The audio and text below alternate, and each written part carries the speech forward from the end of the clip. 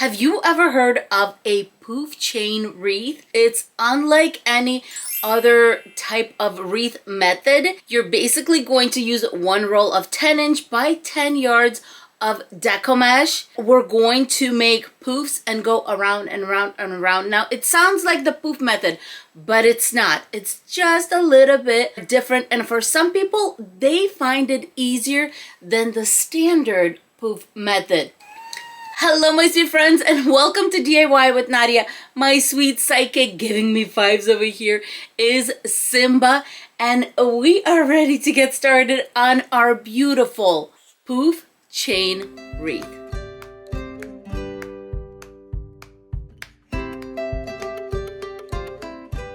Here are the supplies that I'm going to use, starting with a roll of Deco mesh. This is poly burlap mesh, which means this is a fairly loose type of Deco mesh, but it is fairly thick. These are sometimes used to make flower wreaths, but the nice thing about it is if you're going to use a continuous method like we're going to use today, these fill in the wreath so nicely. For my ribbon, I have such a fun combo. I'm going to use 1.5 inch wired white ribbon. This absolutely stunning polka dot ribbon, also of course wired 1.5 inch. And my favorite, this one is also wired and 1.5 inch, but it's so pretty. It's blue with these gorgeous pink roses. I got this from Craft Outlet, and by the way, I'll list all the supplies and where I purchased them in the description box below.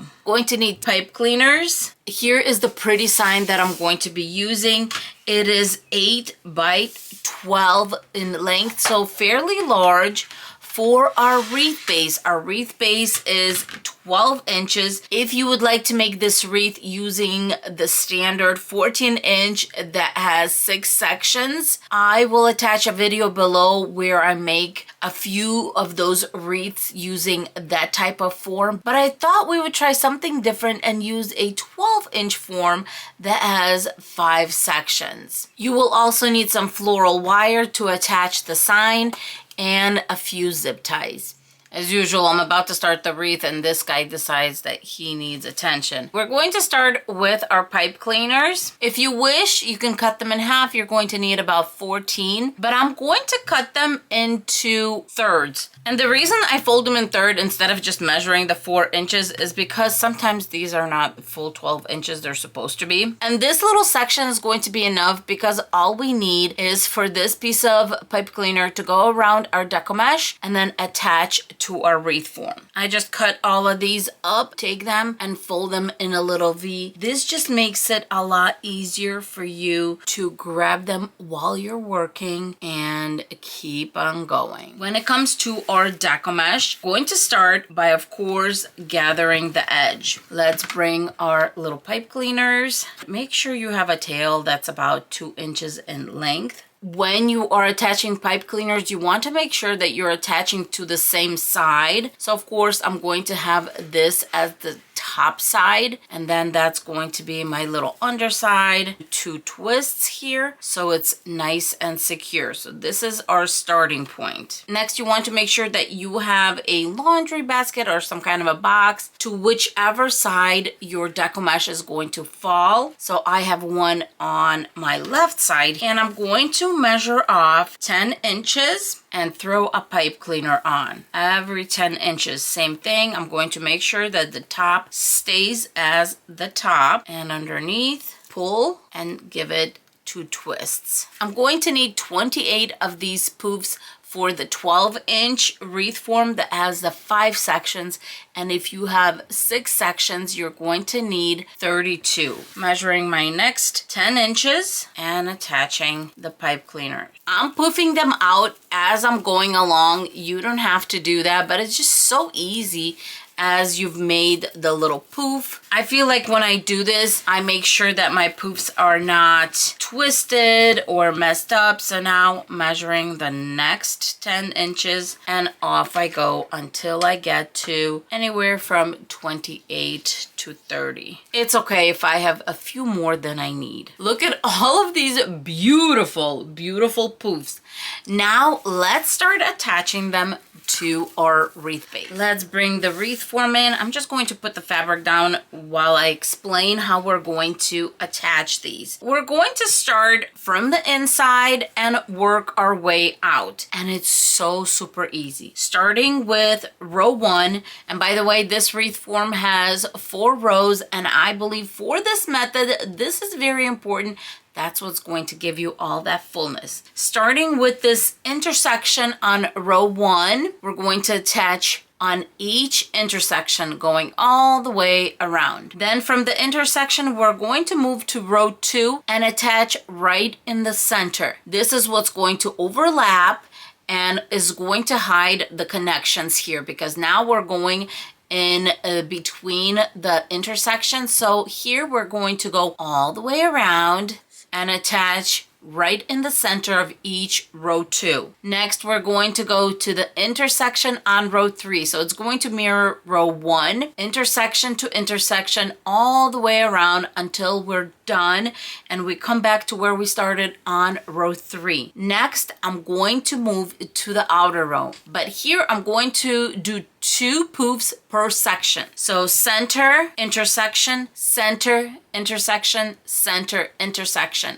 That's what's going to build our wreath out, and we're going to do that until we go back to where we started. Next, I'm going to grab a zip tie. Let's get started. Make sure your poof is of course facing up, and we're going to attach. When attaching anything to a wreath form, it's nice to have the wreath base upside down. Our little pipe cleaner is not that long, so just twist it up and wrap it around our wreath base. Then we're going to grab a zip tie and zip tie the tail. Going to zip tie it to row 1.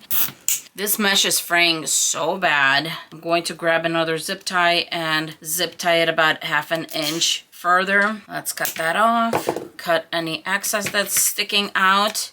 And I think this should be okay. This is why mesh like this is perfect for methods like this. All right, my friends. Now I'm just going to connect to each intersection on that inner row, and look how easy this is. Twist it in place and hide the little tail or wrap it around the wreath base. Coming back to where we started, and I'm going to put my pipe cleaner right over it. We're moving to row 2, and in row 2 we're attaching to the center. I'm on my last loop. I'm going to go exactly where we started. Now we do have this loop right here, so you can definitely already just move on to the intersection if you want, especially if you have extra deco mesh. Go ahead and go to where you started, and right on top just attach that loop. It's going to fill in the wreath a tiny bit more, so nothing dangerous there. Since our deco mesh is 10 yards, it's 360 inches. 360 divided by 10 gives us 36, which means we can have as many as 36 poofs. So I don't see it as an issue if we put in an extra one here or there. Now I'm going to move to the next intersection on row 3, and then I'm going to go all the way around and attach to each intersection on row 3. I went around row 3, and at this point I ideally should connect to the pipe cleaner where we started on this intersection here on row 3. But because we have this poof that we transitioned over here, I'm actually going to go in a little bit first and start making the outside row where it's doubled. I'm going to go ahead and attach in the center. Let's wrap it around, and then we're going to make a second loop to the intersection, and this is going to give this little section nice coverage overall. At this point, I'm going to continue continue going around to the center of row 4 and then intersection, center, intersection, making 2 poofs per each section. I'm on my last poof and I did make a few extra ones, which is fine. I ended up using 26 poofs for mine. Cut this off about here. Let's attach to the last intersection. Grab another zip tie. And since I know how loosey-goosey this Deco mesh really is, I decided to do 2 zip ties at the end here. And I'm just doing it 1/2 inch apart from the first one. That is all done. If there's anything that you feel like needs to be poofed out, this is the time to do it. At this point, I'm going to prepare my ribbon. I'm going to make only 3 ribbon bundles. I'm going to put 2 on the sides here, 1 at the bottom, and a big old bow on top. To get started with our bow, I'm going to use a bow maker, 2 dowels. We're going to put one next to the other, and I'm going to start with this really pretty polka dot ribbon. I'm going to give it a little bit of a tail. Here is the basic rule when making a bow. We're going to zigzag up, just snake it up, but it's going to go through the dowels. If you have a ribbon that is one-sided, so on one side it's pretty, on the other side it's empty, every time we go through the dowels, we're going to twist. If you have a ribbon that's double-sided, meaning the design is the same in the front and in the back, then you just go up without twisting in the center. Let's start with our first twist. I'm going to be measuring my bow loops at 5 inches. And these bow makers are nice because they do have the inch mark on there. I have my 5 inches. I'm going to the other side, so we twist. Measure off 5 inches on this side and twist. I'm going to do 4 loops of this ribbon. Twist, make our 4th loop, and then measure off a nice long tail. Next, I'm going to grab my white one. The reason I'm using the white one is to A, brighten things up, and B, I want a solid in between the 2 prints, and the white will bring everything together because I have white polka dots on this blue ribbon, and then of course white polka dots on here. So if I started with 5 inches on my next ribbon, I'm going to go down to 4.5. This ribbon is double-sided, so I do not need to twist in the center. Measuring 4.5 on this side, and same thing, I'm going to do 4 loops. On my 3rd and 4th, I'm just overlapping on the ones I already measured. Grab our tail.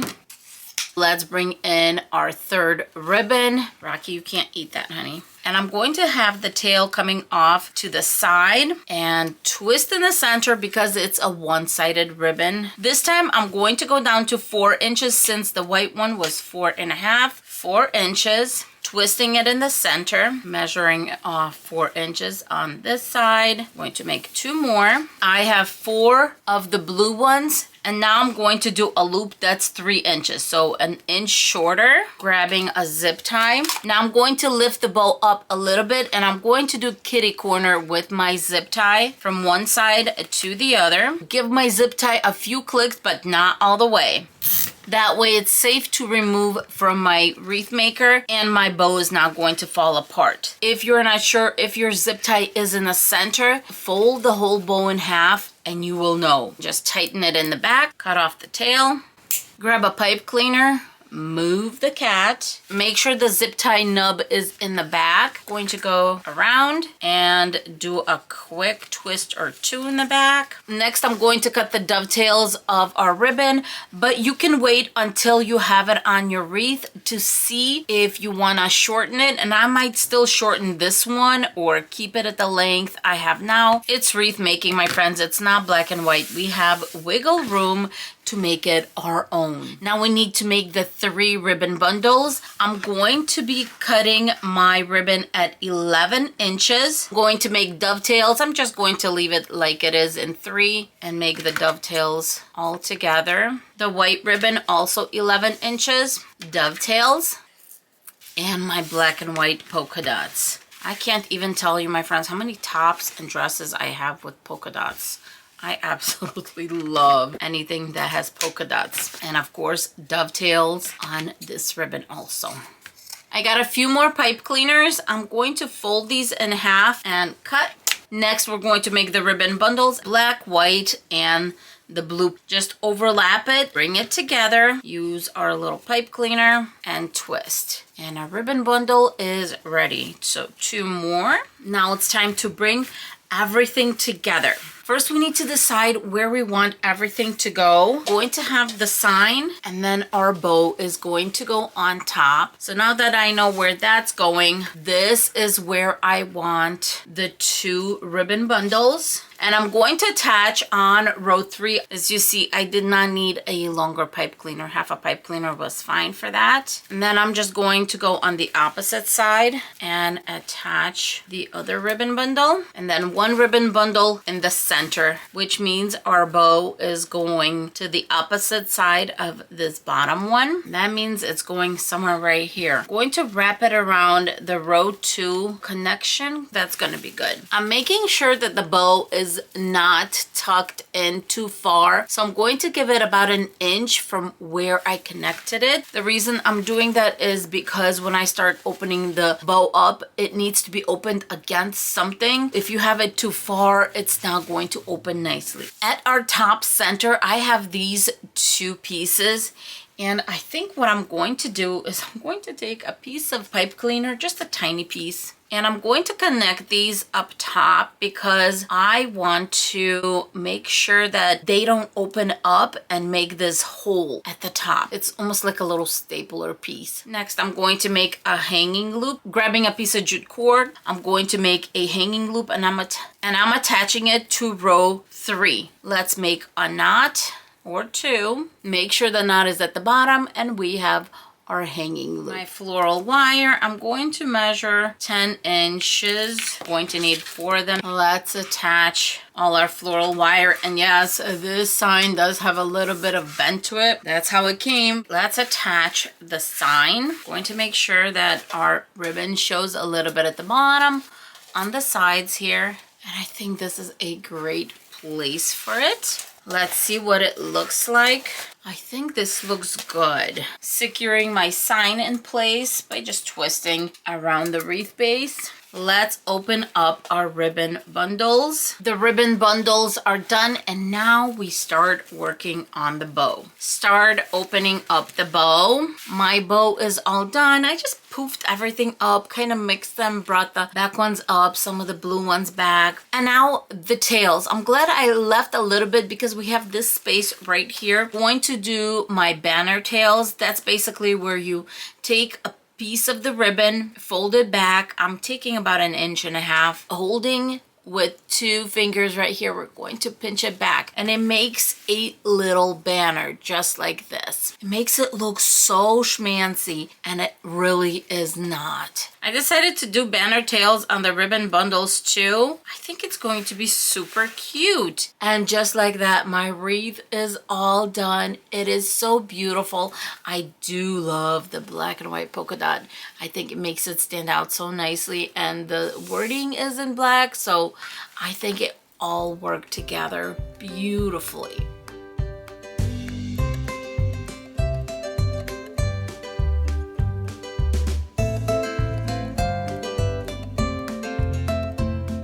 I hope you enjoyed this wreath tutorial, and if you've never made a poof chain method, I hope you give it a try. It's different, it's fun, and of course, it's zero fray. My friends, thank you for being here. Don't forget to like, subscribe, and give us a thumbs up, and we will see you in our next video. Bye, guys. Mwah! And a 5.